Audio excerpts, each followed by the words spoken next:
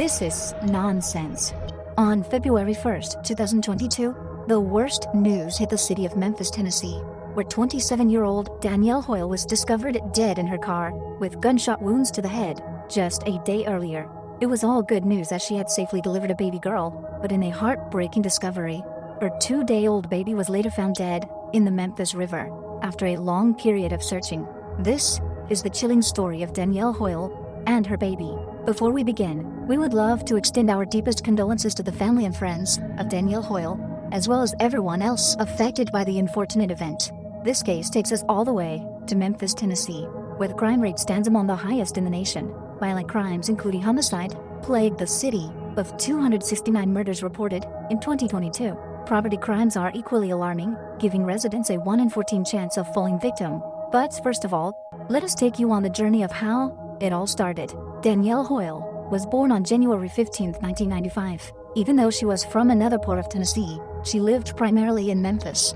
She had quite an eventful early life, top of which was she attended Central High School, situated in Memphis, Tennessee, after which she worked at City Gear and later moved to FedEx, where she worked at the Department of Material Handling. She was described as efficient and very dedicated in her duties, doing them diligently, which saw her rise quickly through the ranks. However, Danielle wasn't just diligent in the office department, she was also diligent in the motherhood department. Being the mother of a 10-year-old girl, she was very close to her daughter. And honestly, traits like the one Danielle possessed are usually naturally occurring, as everyone in the community could attest to the fact that she was a nice mother and a great person with a marvelous attitude that everyone loved. Another marvelous attitude of hers was that she was very hardworking, which probably explains what happened next in her life. While at her job in Memphis, Tennessee, Danielle met a man by the name of Brandon Isabel, who was 25 years old at the time. Like all new relationships, the pair were deeply in love and often expressed it in public and on their social media. They shared almost every moment together, both indoors and outdoors. In fact, the only time the pair were not together was when they were away at work. And usually, an attachment of couples such as this usually ends one way, and they are about to discover something.